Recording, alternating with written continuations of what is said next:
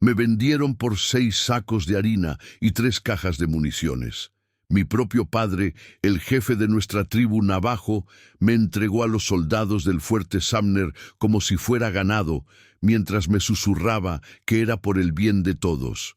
Lo que él no sabía era que mi verdadero valor se revelaría en las manos de quienes él consideraba nuestros enemigos mortales. Mi debilidad se convertiría en mi mayor fortaleza, y la traición de mi sangre en el camino hacia mi verdadero destino.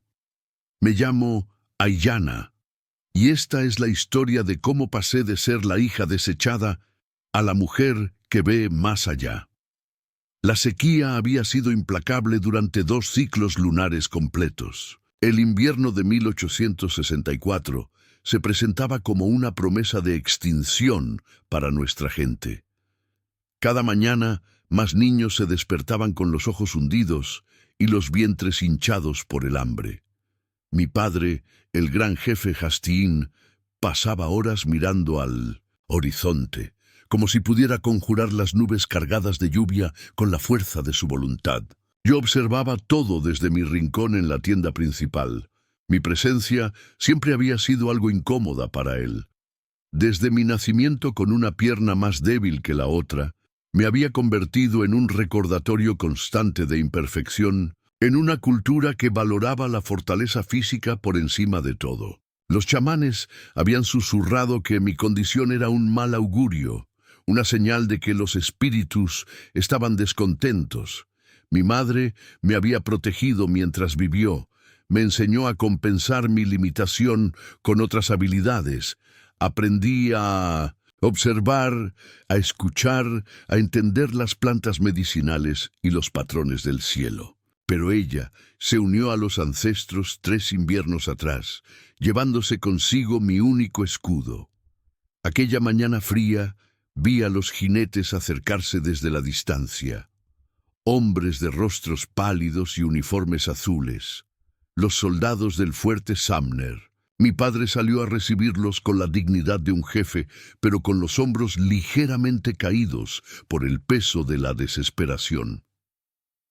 Me llamó a su lado, algo que nunca antes había hecho en presencia de extraños.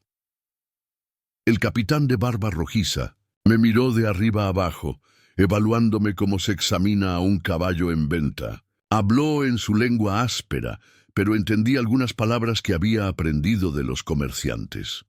Luego sacó de sus alforjas un papel y se lo mostró a mi padre.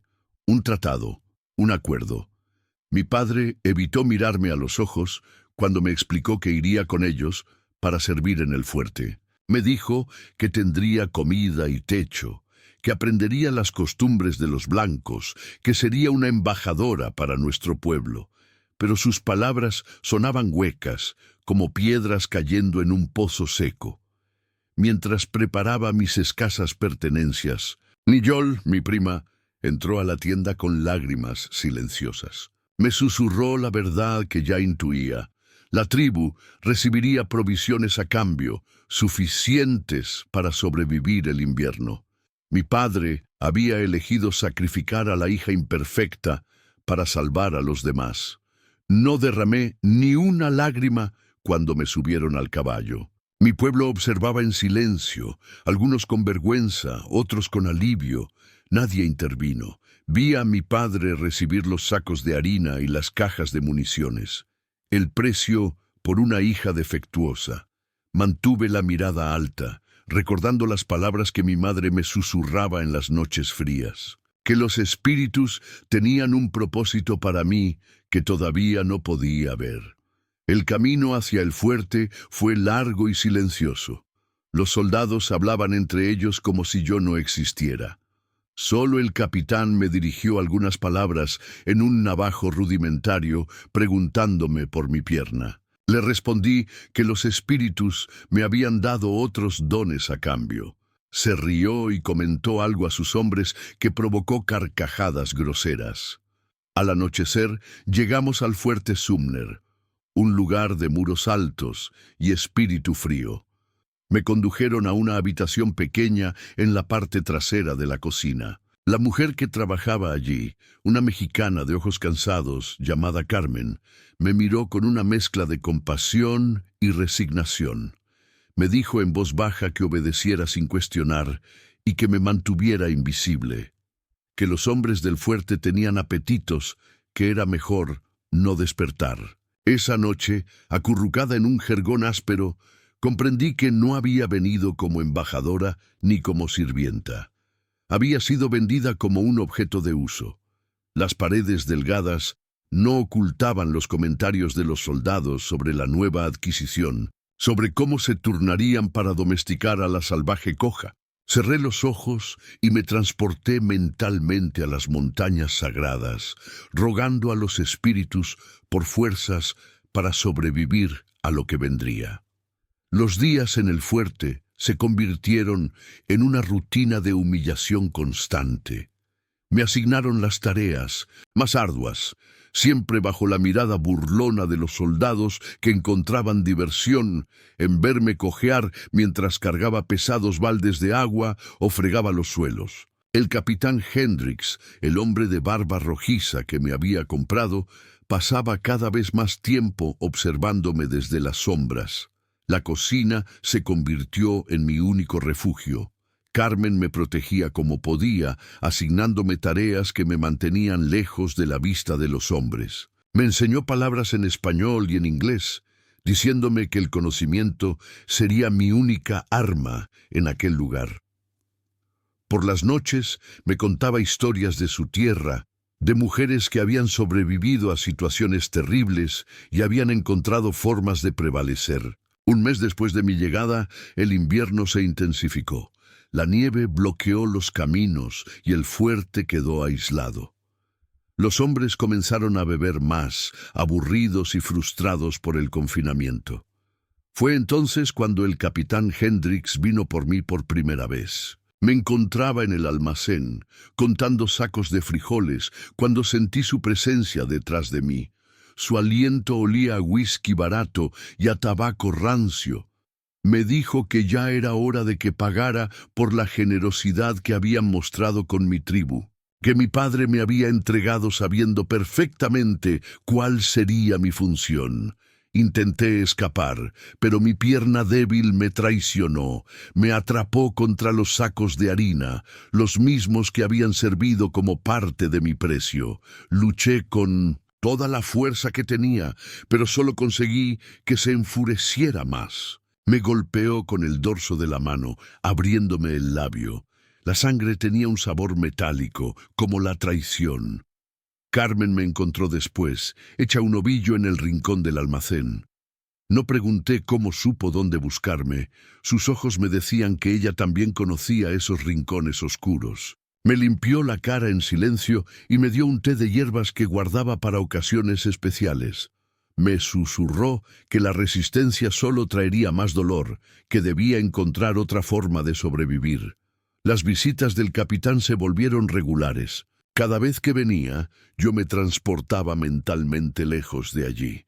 Regresaba a las montañas de mi infancia, escuchaba el canto del viento entre los cañones, sentía el calor del sol en mi rostro. Mi cuerpo podía estar cautivo, pero mi espíritu viajaba libre. Durante el día observaba. Estudiaba las rutinas del fuerte, los cambios de guardia, los momentos en que la vigilancia se relajaba. Aprendí a interpretar las expresiones de los hombres, a anticipar sus estados de ánimo, a hacerme invisible cuando era necesario. Mi condición, que siempre había sido vista como una debilidad, me daba una ventaja. Nadie consideraba que una mujer india coja pudiera ser una amenaza o tuviera la inteligencia para observar y planificar. En las cocinas empecé a estudiar las hierbas y especias que Carmen utilizaba. Recordé las enseñanzas de mi madre sobre plantas que podían curar o causar sueño profundo. Comencé a experimentar en secreto, mezclando pequeñas dosis en la comida del capitán. No lo suficiente para levantar sospechas, solo para que se sintiera demasiado cansado algunas noches. Una tarde, mientras limpiaba la oficina del comandante, encontré mapas de la región. Los estudié rápidamente, memorizando rutas y pasos entre montañas. Vi marcados los territorios apache, a unos días de camino hacia el oeste. Nuestros supuestos enemigos, los que mi padre tanto temía. A medida que el invierno cedía paso a la primavera, una extraña calma se apoderó de mí. Ya no era la misma joven asustada que había llegado al fuerte. La oscuridad me había transformado. Había aprendido a moverme en las sombras, a escuchar conversaciones, a recopilar información. Cada noche, antes de dormir, repasaba mentalmente mis conocimientos, preparándome para el momento en que la oportunidad se presentara. Ese momento llegó con el sonido de los tambores de guerra al amanecer. Gritos de alarma despertaron al fuerte. Los apache atacaban. Vi el miedo en los rostros de los soldados mientras corrían a sus posiciones. El caos era mi oportunidad. El ataque apache llegó como una tormenta repentina. Flechas encendidas llovieron sobre los tejados de madera, y pronto el fuerte se convirtió en un caos de humo y gritos. En medio de la confusión, el capitán Hendricks me arrastró hasta su habitación. No para protegerme, sino para asegurarse de que su posesión no escapara en medio del caos. Me encadenó a la pata de su cama como a un animal. La cadena era lo suficientemente larga para permitirme moverme por la habitación, pero no para alcanzar la puerta. Mientras aseguraba el candado, me miró con desprecio y me dijo que si los apache me encontraban, mi suerte sería peor que la que había tenido con él. Luego salió, cerrando la puerta con llave. Las horas pasaron lentas como la savia de pino en invierno. El ruido de la batalla se intensificaba y disminuía en oleadas. El olor a humo se filtraba por las rendijas de la ventana. Intenté liberarme, pero la cadena estaba firmemente asegurada. Mis muñecas sangraban por el esfuerzo cuando la puerta se abrió de golpe. No era el capitán quien estaba en el umbral, sino un guerrero apache, alto, con el rostro pintado para la batalla y una banda roja atada alrededor de su cabeza. Me miró con sorpresa, como si no esperara encontrar a nadie allí. Sus ojos oscuros se detuvieron en la cadena que me ataba a la cama, luego en las marcas de mis muñecas y finalmente en mi rostro. Esperé la muerte. En su lugar, el guerrero se acercó lentamente y examinó el candado. Con un movimiento rápido, usó su cuchillo para forzarlo. La cadena cayó al suelo con un ruido sordo que sonó a libertad. Me hizo una seña para que lo siguiera. Dudé. La libertad ofrecida por un enemigo podía ser otra forma de cautiverio. El guerrero pareció entender mi vacilación. Me habló en un navajo rudimentario, mezclado con palabras apache. Me dijo que se llamaba Naalnish, que estaban liberando a todos los prisioneros del fuerte, y que podía ir con ellos o quedarme a esperar el regreso de los soldados. La elección era mía. Elegí seguirlo. Mi pierna débil me hacía más lenta, pero Naalnish ajustó su paso al mío. Pasamos junto a cuerpos caídos de soldados, entre edificios en llamas. Vi a Carmen siendo ayudada por otro guerrero, y nuestras miradas se cruzaron en un silencioso adiós. Fuera del fuerte, un grupo de prisioneros liberados, principalmente mujeres y niños de varias tribus, esperaban con algunos guerreros. Entre ellos, un hombre mayor con un tocado de plumas de águila daba órdenes. Naalnish me llevó ante él y habló rápidamente en apache. El hombre mayor, que supe era Cochise, el legendario jefe de guerra, me estudió con ojos penetrantes. Me preguntó en un navajo fluido por qué una hija de los Diné estaba encadenada en el fuerte. Le conté mi historia sin adornos ni autocompasión. Le hablé de la hambruna, de la decisión de mi padre, del precio pagado por mi cuerpo. Mientras hablaba, vi algo cambiar en su expresión. Cuando terminé, Cochise se acercó y me tomó de las manos. Me dijo que conocía a mi padre, no como enemigo, sino como hermano. Me reveló que, años atrás, antes de que las tensiones entre nuestras tribus se intensificaran, él y mi padre habían realizado un pacto de sangre. Se habían prometido proteger a los hijos del otro si alguna vez era necesario. La revelación me golpeó como una roca. Mi padre, quien me había vendido como una carga inútil, había sido hermano de sangre del hombre que ahora me ofrecía refugio. La ironía era tan amarga como las bayas de enebro en pleno invierno. Cochise continuó, revelándome que mi madre, a quien yo creía una mujer navajo, había sido en realidad una cautiva apache, criada entre los navajo desde niña. Por sus venas corría la misma sangre que por las de estos guerreros que ahora me liberaban. Mi propia identidad, la historia que creía conocer sobre mí misma, se desmoronaba como arena entre mis dedos. Me contó que mi madre había enviado un mensaje a los apache antes de unirse a los ancestros. Les había pedido que velaran por mí si alguna vez me encontraba en peligro.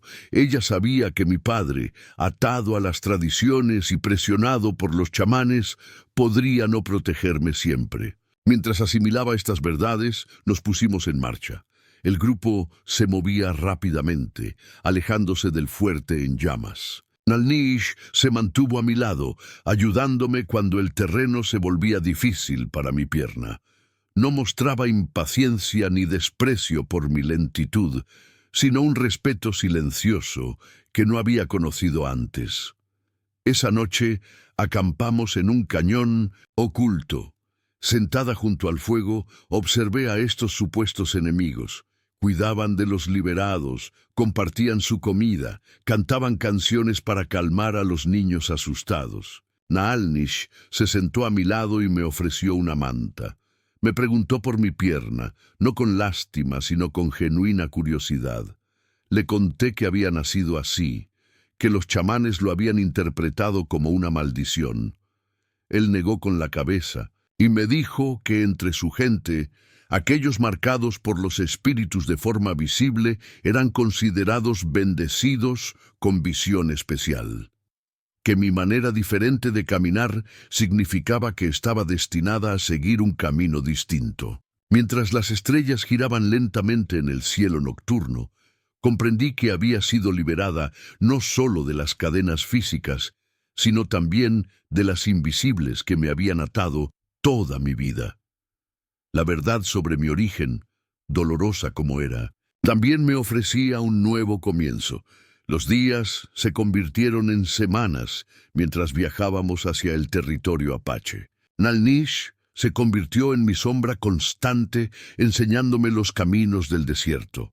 No intentaba corregir mi forma de andar, sino que me mostraba cómo usar mi cuerpo tal como era, encontrando equilibrio donde antes solo había sentido deficiencia. Aprendí a moverme sobre terreno rocoso, apoyándome en un bastón que él talló especialmente para mí. Me enseñó a leer rastros en la arena, a distinguir el paso de un ciervo herido del de uno sano, a identificar las pequeñas perturbaciones que indicaban la presencia de soldados. Mi forma particular de moverme, me explicó, me daba una perspectiva única, más cercana al suelo, más atenta a los detalles que otros pasaban por alto. Durante las noches, compartía con él historias de mi vida entre los navajo. Le hablé de mi madre, de sus enseñanzas, de cómo había sido mi único refugio. A cambio, él me contó sobre la vida en los campamentos apache, sobre su lucha por la supervivencia frente al avance de los hombres blancos.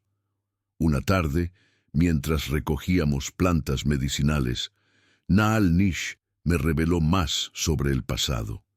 Me contó que mi madre había sido capturada durante una incursión cuando era apenas una niña, que había sido adoptada por una familia navajo y criada como una de ellos, que nunca había intentado escapar o regresar con los apache porque había encontrado amor y aceptación en su nuevo hogar. La historia de mi madre reflejaba la complejidad de nuestras vidas fronterizas, donde las líneas entre amigo y enemigo se desdibujaban constantemente, donde la sangre se mezclaba a pesar de los conflictos.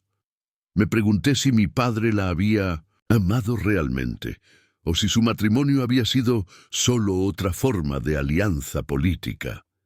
Al llegar al campamento principal de Cochise, fui recibida con curiosidad.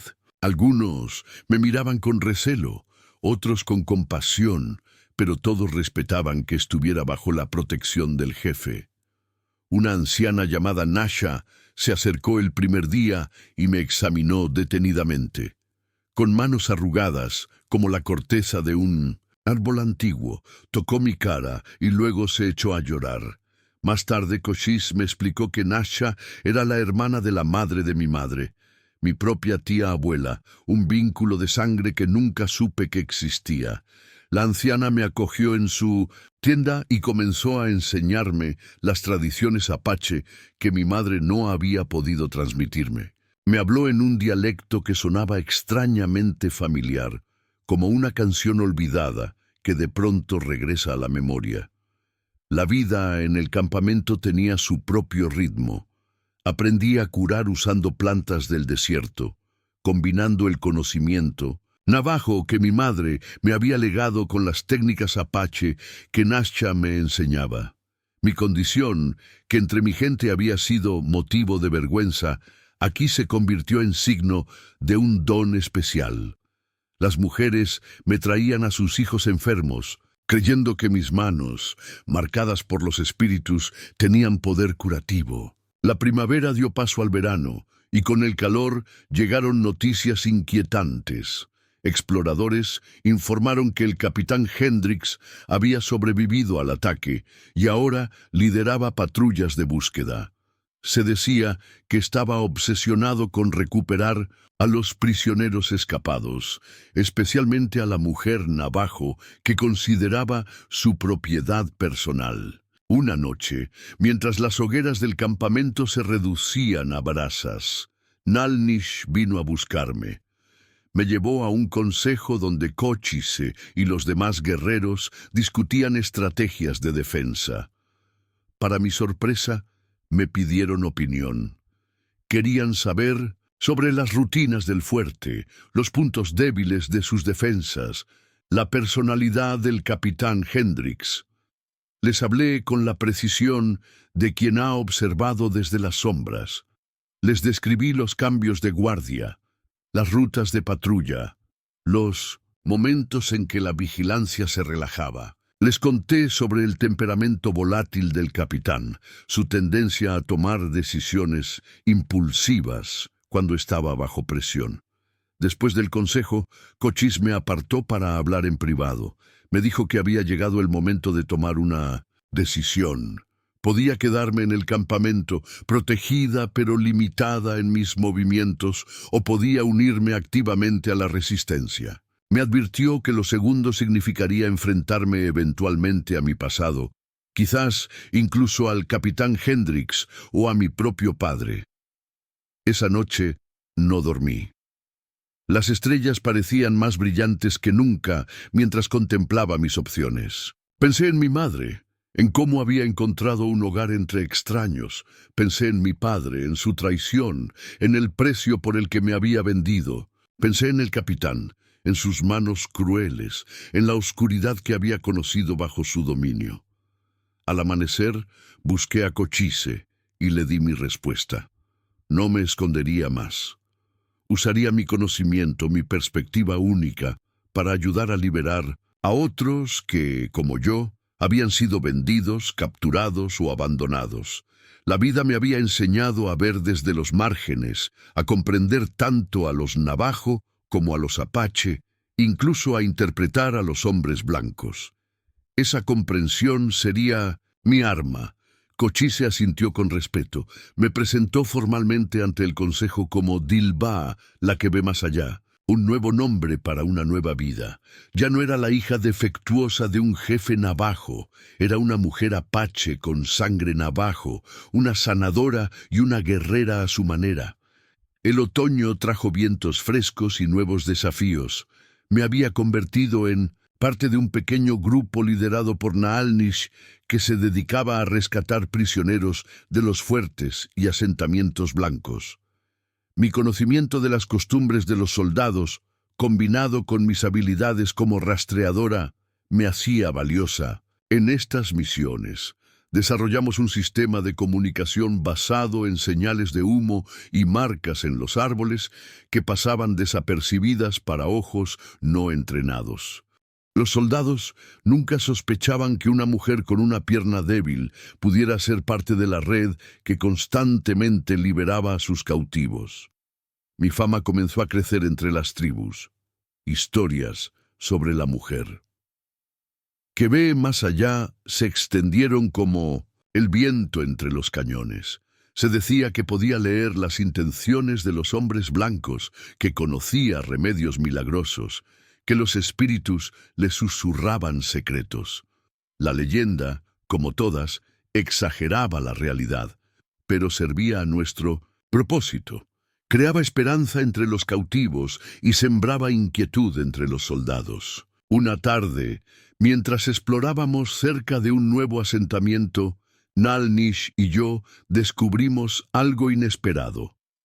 Un grupo de Navajo, mi antiguo pueblo, estaba siendo escoltado por soldados. Entre ellos reconocí rostros familiares. Eran miembros de mi clan, probablemente capturados durante una redada. Y entre ellos, con la cabeza alta a pesar de las cadenas, estaba mi padre. El tiempo pareció detenerse. El hombre que me había vendido como una carga inútil, ahora caminaba encadenado hacia su propio cautiverio. Su rostro mostraba los surcos de nuevas arrugas. Su pelo antes negro ahora estaba veteado de gris. Parecía haber envejecido décadas en apenas un año. Naalnish notó mi turbación. Me preguntó si quería regresar al campamento, pero negué con la cabeza. Necesitaba saber más. Seguimos al grupo a distancia hasta que acamparon para pasar la noche. Bajo la protección de la oscuridad, nos acercamos lo suficiente para escuchar las conversaciones. Los soldados hablaban sobre llevar a los prisioneros al fuerte Sumner, el mismo lugar donde yo había estado cautiva. Mencionaron que el capitán Hendricks había solicitado específicamente que este grupo fuera llevado allí. Al parecer, había desarrollado un interés particular en capturar al jefe Hastin, mi padre, desde que supo de su conexión conmigo. La revelación me heló la sangre. El capitán estaba usando a mi padre para llegar a mí. La venganza personal se había convertido en estrategia militar. Mi padre y los demás serían utilizados como cebo, como piezas en un juego perverso cuyo premio final era mi recaptura. Regresamos al campamento Apache y compartimos la información con Cochise. El consejo se reunió nuevamente para debatir qué hacer. Algunos argumentaban que era demasiado riesgoso interferir, que el grupo navajo no era su responsabilidad. Otros señalaban la oportunidad de asestar otro golpe a los soldados y ganar más aliados. Nachá, mi tía abuela, habló entonces. Recordó al consejo el antiguo pacto entre Cochise y el jefe Hastin. Aunque mi padre hubiera roto su parte del trato al venderme, los Apache mantendrían su honor cumpliendo la suya. Además, argumentó, rescatar al padre de Dilba sería una poderosa demostración de que los Apache valoraban los vínculos de sangre por encima de las ofensas pasadas. Finalmente, se decidió intentar el rescate. Naalnish lideraría un pequeño grupo, y yo iría con ellos como guía. La misión era arriesgada. El fuerte Sumner estaría más vigilado desde el último ataque, y el capitán Hendricks estaría esperando cualquier intento de rescate. Durante los preparativos, mi mente bullía con emociones contradictorias. Parte de mí quería dejar que mi padre sufriera el mismo destino que él me había impuesto, que conociera la humillación, el dolor, la desesperanza. Sería una justicia poética.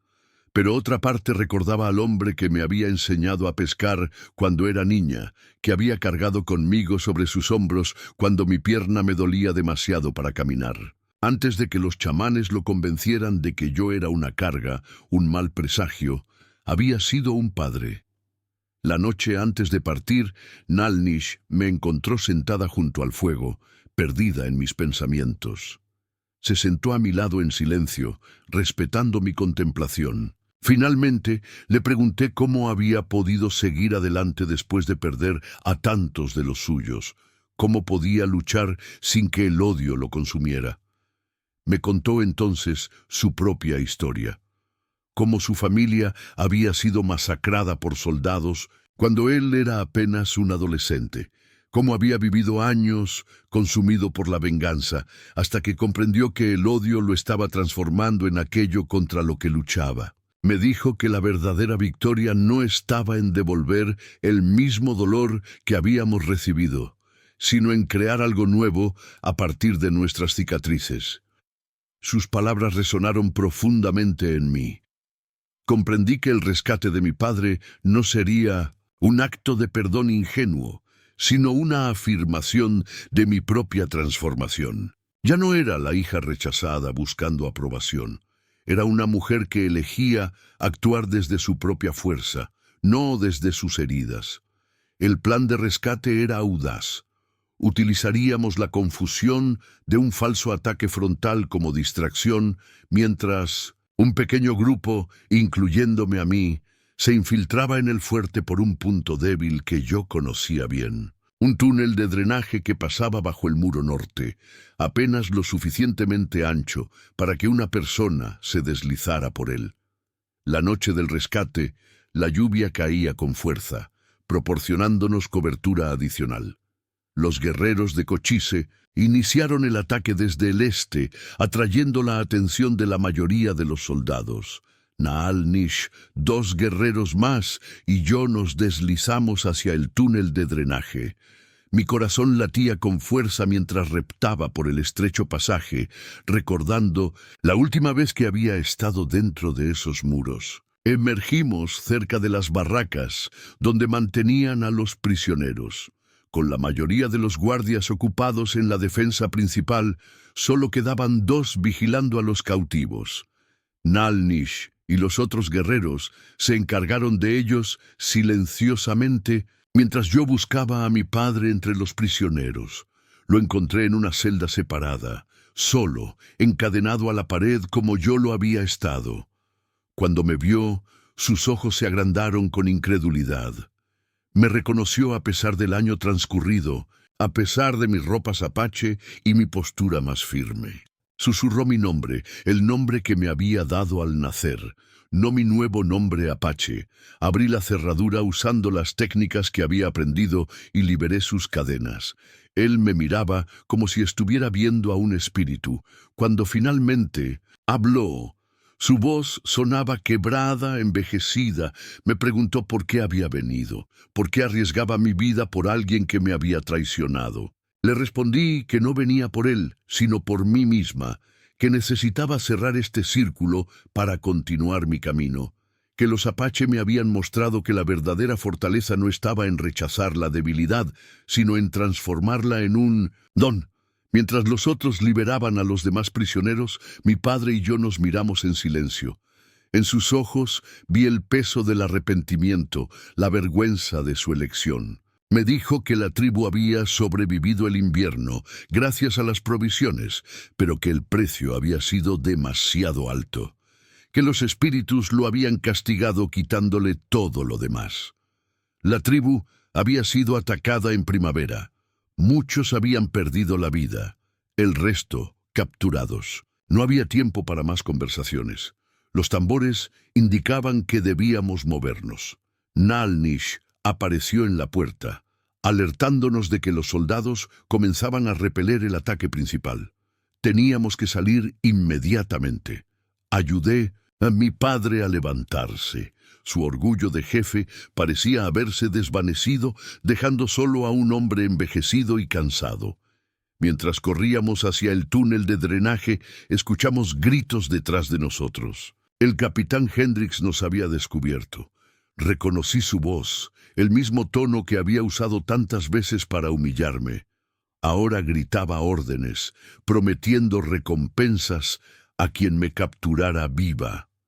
Mi padre, al escuchar el odio en aquella voz, pareció comprender por primera vez el verdadero horror de lo que había hecho al entregarme. Vi la determinación formarse en su rostro. En la entrada del túnel se detuvo y me dijo que siguiera adelante, que él los retendría. Protesté, pero Nalnish me agarró del brazo y me empujó hacia el túnel. Me dijo que respetara la elección de mi padre, que le permitiera recuperar su honor. La última imagen que tuve de él fue su silueta erguida, enfrentando a los soldados que se acercaban, finalmente protegiendo a su hija como debería haberlo hecho desde el principio. Los disparos resonaron mientras nos alejábamos del fuerte. No miré atrás. Las lágrimas nublaban mi visión, pero seguí adelante, guiando a los prisioneros liberados hacia donde Cochise y los demás nos esperaban. Sabía en mi corazón que mi padre no saldría con vida del fuerte. Había elegido su fin, recuperando en sus últimos momentos la dignidad que había perdido al venderme. El regreso al campamento apache fue silencioso. Los prisioneros liberados, mayormente navajo, me miraban con una mezcla de asombro y confusión. La hija defectuosa del jefe Hastin, ahora vestida como apache, moviéndose con seguridad a pesar de su pierna débil, hablando con autoridad a guerreros que la respetaban. Cochise nos recibió con dignidad. Realizamos una ceremonia por los caídos, incluyendo a mi padre. No teníamos su cuerpo para los rituales tradicionales, pero honramos su espíritu. Canté las canciones navajo que mi madre me había enseñado, mientras los apache añadían sus propios cantos. Era un puente entre dos mundos que durante demasiado tiempo se habían visto como enemigos. Los días siguientes fueron de transformación. Los navajo liberados decidieron quedarse con los apache, al menos temporalmente. No tenían hogar al que volver, y el invierno se acercaba nuevamente. Cochise designó tierras para ellos dentro del territorio apache, marcando el comienzo de una alianza improbable. Me encontré en el centro de esta nueva unión.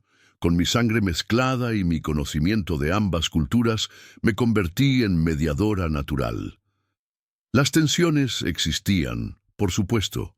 Generaciones de conflicto no se borran en días. Pero el sufrimiento, compartido a manos de los hombres blancos, creaba un vínculo más fuerte que las antiguas rivalidades. Nalnish y yo continuamos con las misiones de rescate, ahora con ayuda de guerreros, tanto apache como navajo. Mi reputación creció entre todas las tribus de la región. La mujer, que ve más allá, se convirtió en un símbolo de esperanza para los cautivos y de temor para los captores. El capitán Hendricks, humillado por los repetidos rescates, intensificó su caza.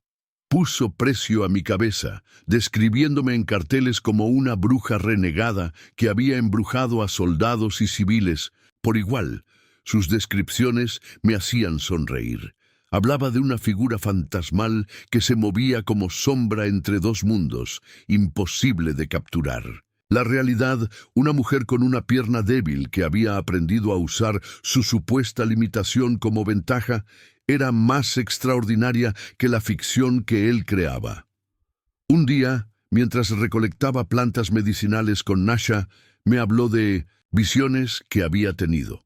Me dijo que los espíritus le habían mostrado que mi camino no terminaría con los rescates, que estaba destinada a ser puente entre muchos mundos, no solo entre apache y navajo, que llegaría un tiempo en que mi voz sería escuchada por los jefes de todas las tribus y hasta por los líderes de los hombres blancos. Recibí sus palabras con escepticismo. Era difícil imaginar un mundo donde una mujer india, y menos una con mi condición, pudiera tener tal influencia. Pero Nasha insistió. Me recordó que mi perspectiva única, mi experiencia de vida entre diferentes pueblos, me daba una sabiduría que otros no poseían. Esa noche, durante el consejo, un mensajero llegó con noticias inquietantes. El gobierno blanco había designado a un nuevo agente indio para la región, un hombre llamado Thomas Parker. Se decía que buscaba negociar tratados con todas las tribus, ofreciendo tierras designadas a cambio de paz. Muchos jefes, cansados de la guerra constante, consideraban aceptar. Cochise me pidió opinión.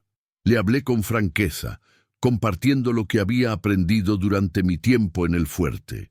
Le expliqué cómo los hombres blancos veían los tratados, no como acuerdos entre iguales, sino como formas de control. Le conté sobre conversaciones que había escuchado, sobre planes a largo plazo para confinarnos en tierras cada vez más pequeñas hasta que nuestra forma de vida se extinguiera. Mis palabras causaron un largo silencio. Finalmente, Cochise propuso algo inesperado. Me pidió que fuera como emisaria a las reuniones con Parker, que observara, escuchara y reportara lo que los hombres blancos realmente planeaban. Mi conocimiento de su lengua y costumbres, combinado con mi apariencia que ellos considerarían no amenazante, me permitiría acceder a información que un guerrero nunca obtendría. La propuesta me dejó sin palabras. Era un honor y una carga enorme. Significaba enfrentarme nuevamente al mundo que me había tratado con tanta crueldad. Pero también era una oportunidad de usar todo lo que había aprendido para proteger a mi gente, tanto apache como navajo. Naalnish, quien rara vez hablaba en los consejos, se levantó entonces. Dijo que me acompañaría, que estaría cerca, aunque oculto, listo para intervenir si me encontraba en peligro. Su oferta no era solo de protección física, era una promesa de que no enfrentaría sola el pasado que tanto me había herido. Acepté la misión. En los días siguientes, Nasha me ayudó a prepararme. Me enseñó antiguas técnicas de los chamanes apache para leer las intenciones en los rostros de los hombres, para detectar la mentira en sus palabras. Me contó historias de otras mujeres que habían cambiado el curso de la historia de las tribus mediante la sabiduría en lugar de las armas. Naalnish, por su parte, me entrenó en nuevas formas de defensa adaptadas a mi cuerpo. Me mostró cómo usar mi bastón no solo como apoyo, sino como arma si era necesario. Cómo aprovechar mi centro de gravedad más bajo para derribar a un oponente más grande. Cómo desaparecer entre las sombras, incluso en terreno abierto. La víspera de nuestra partida, mientras el campamento dormía, Naalnish me llevó a un lugar secreto en las montañas, una pequeña cueva donde el agua había esculpido la piedra durante milenios, creando formas que parecían danzar a la luz de nuestra pequeña antorcha. En ese lugar sagrado me entregó un cuchillo finamente trabajado, con un mango de hueso, tallado con símbolos tanto apache como navajo. Me dijo que el cuchillo había pertenecido a su padre y antes a su abuelo, que estaba destinado a pasar a alguien que pudiera ver más allá de las divisiones tribales, que entendiera que todos los pueblos del desierto eran en realidad una sola familia, que él había decidido que ese alguien era yo. Bajo la luz fluctuante, vi en sus ojos algo más que respeto o camaradería. Un sentimiento que había crecido lentamente entre nosotros durante meses de misiones compartidas, de peligros enfrentados juntos, de entendimiento mutuo. No necesitábamos palabras para reconocerlo. En ese momento, en ese lugar entre mundos, sellamos una promesa que iba más allá de la misión que nos esperaba. Al amanecer, partimos hacia el lugar de encuentro con Parker. Yo vestía una mezcla de ropas navajo y apache, una declaración silenciosa de mi identidad dual. El cuchillo de Naalnish, oculto pero presente, me recordaba que nunca más estaría verdaderamente sola. Mientras cabalgábamos bajo el sol naciente, comprendí que mi pierna débil, lo que una vez fue visto como una maldición, me había llevado a un destino que nunca hubiera conocido de otra manera. La traición de mi padre, el horror del fuerte, la salvación por los Apache, todo formaba parte de un camino que ahora podía ver con claridad, un camino que me había convertido en la mujer que ve más allá. 5 inviernos han pasado desde aquel día en que mi padre me vendió al fuerte. Sumner, el mundo ha cambiado y yo con él. Las negociaciones con Parker resultaron ser el primero de muchos encuentros donde mi voz se hizo escuchar.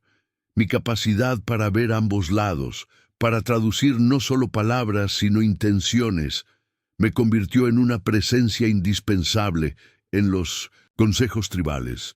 El capitán Hendricks nunca logró capturarme. Los rumores dicen que enloqueció con su obsesión, que fue relevado de su cargo por conducta irracional, que finalmente se perdió en las montañas durante una tormenta, persiguiendo lo que él creía que era mi fantasma. No siento alegría por su destino, solo una triste comprensión de cómo el odio puede consumir a una persona hasta que no queda nada más. Nalnish y yo nos unimos en matrimonio según las tradiciones apache, con bendiciones tanto de chamanes apache como de cantores navajo. Nuestra unión simbolizó la alianza más amplia que se había formado entre las tribus. Construimos nuestro hogar en la frontera entre territorios, un lugar donde todos eran bienvenidos, donde las antiguas enemistades se dejaban en el umbral. Los rescates continuaron, pero con el tiempo se transformaron en algo más amplio. Establecimos una red de refugios seguros a través del territorio, lugares donde cualquier persona en peligro podía encontrar ayuda, sin importar su origen. Excautivos se convirtieron en rescatadores, formando una cadena de ayuda mutua que trascendía las divisiones tribales. Mi conocimiento de medicina creció, combinando tradiciones de ambos pueblos con lo que había aprendido observando a los médicos del fuerte. Desarrollé tratamientos para enfermedades que antes significaban muerte segura. Mi fama como sanadora llegó incluso a asentamientos blancos, donde algunos buscaban discretamente mi ayuda cuando sus propios médicos fallaban. Nacha vivió lo suficiente para ver nacer a nuestra primera hija, a quien llamamos Shima, en honor a mi madre. La niña nació con 2 piernas fuertes, pero heredó mi forma de observar el mundo desde perspectivas que otros pasaban por alto. Nacha vio en ella la continuación de un linaje de mujeres que servían de puente entre mundos, y murió en paz, sabiendo que su conocimiento no se perdería. Cochise, en sus últimos años, me confió historias y conocimientos reservados normalmente para los guerreros más respetados. Me dijo que los tiempos estaban cambiando, que la supervivencia de nuestros pueblos dependería no solo de la fuerza en batalla, sino de la sabiduría para adaptarse sin perder nuestra esencia. Me pidió que preservara estas historias, que las transmitiera a las generaciones futuras cuando el mundo fuera diferente. Hoy, mientras escribo estas palabras que quizás nunca sean leídas por ojos ajenos, reflexiono sobre el camino recorrido. La niña coja que una vez fue vendida por su propio padre se ha convertido en una mujer cuyo nombre se pronuncia con respeto en los consejos de guerra y en las tiendas de los sanadores. Mi pierna nunca sanó completamente. Todavía uso un bastón para los caminos largos, pero he aprendido que nuestras supuestas debilidades pueden convertirse en nuestras mayores fortalezas cuando las aceptamos como parte de quienes somos. Mi forma de caminar me enseñó a ver el mundo desde un ángulo distinto, a notar detalles que otros pasaban por alto, a encontrar caminos alternativos cuando los convencionales estaban cerrados. A veces, en las noches tranquilas, me pregunto, ¿qué habría sido de mí si mi padre no me hubiera vendido aquel día? Si hubiera permanecido como la hija defectuosa del jefe, siempre al margen, nunca verdaderamente valorada. La traición que entonces me pareció el fin de mi mundo fue en realidad el comienzo de uno nuevo, uno donde mi diferencia no era motivo de vergüenza, sino fuente de poder. No puedo decir que he perdonado completamente. Las cicatrices, tanto las visibles como las invisibles, permanecen, pero he aprendido a llevarlas no como cargas, sino como marcas de un camino recorrido, como pruebas de una fortaleza que ni yo misma sabía que poseía. Este es quizás el mayor regalo que puedo ofrecer a quienes vienen después. La comprensión de que nuestras heridas más profundas pueden convertirse en nuestras guías más sabias. Que lo que el mundo ve como debilidad puede ser, con la perspectiva correcta, nuestra mayor fuente de poder.